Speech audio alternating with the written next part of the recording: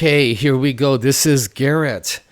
We are going to do a hero spotlight on the stereo totem. I've been using this for about a week. It's going really good so far. Now, we tried the jukebox totem, and that 4 health is pretty good. And if you can summon the 1/1 Silverhand recruits with the anchor totem on the board, that works pretty well. We have tried the party favorite totem. Now, this is the popular one for everyone on the internet. For everyone on Hearthstone replay, this is the popular one. I tried it. Not that good. So what we've been doing is we've been using the stereo totem, and at the end of your turn, it gives 2/2 to a card in your hand. And if you can get these to stick on the board a couple turns, it can be really good. And also, I want to share with you, I have one of the single most amazing true stories I've ever heard in my life.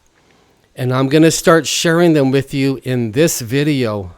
Praise God. Okay, here we go. This is Garrett. We're going to hero spotlight the stereo totem, which I haven't seen really anybody talking about. And it's doing pretty well for me. So let's see if we can play a couple. And this is the first video where I'm going to start to share that most amazing story. Could there be a connection between the gold and jewels of King Herod's temple? That's the temple during Jesus' time. Could there be a connection between the gold and jewelry in the temple and the Nazi anti-gravity spaceships? Is that possible? I mean, can there be a connection? Wait till you hear this. We're looking to get the stereo totems, and we're most definitely looking to win. We've got a good board. Good hand also.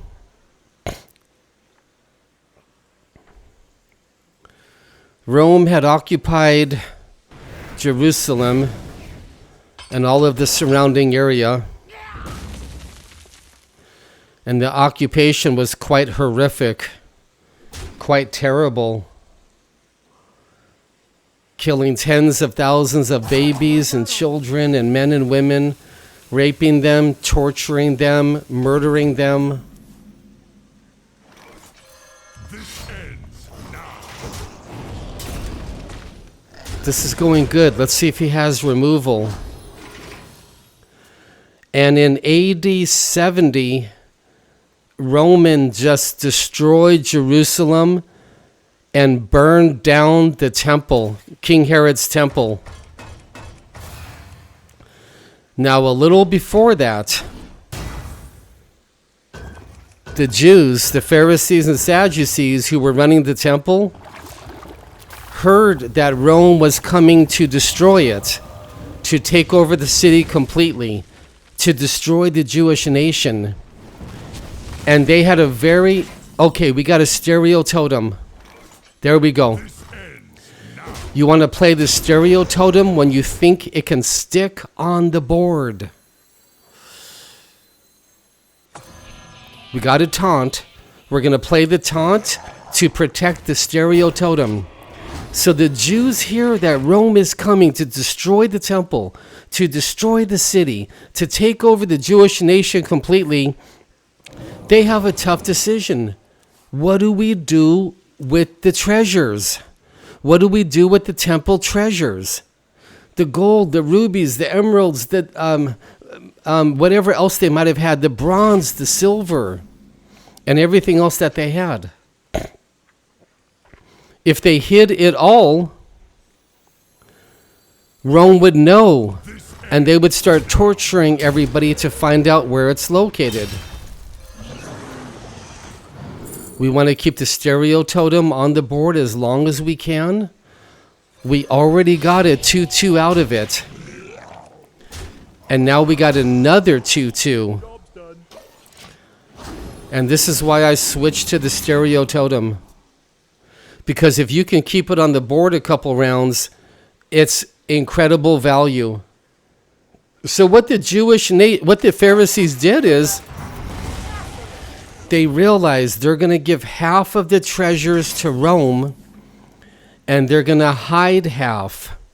If they tried to hide it all, Rome would know and they would torture everybody. So they're going to give half to Rome and they're going to hide half.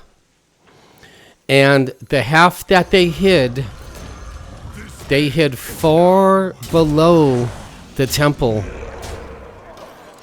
Rome never found that treasure.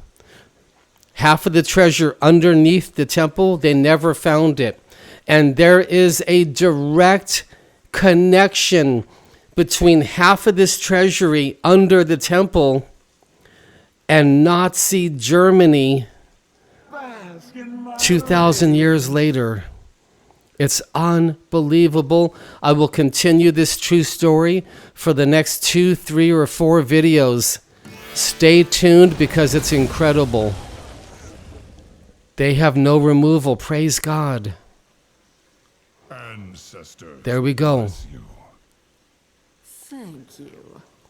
He just didn't have the right removal. You win. Thank you, Lord.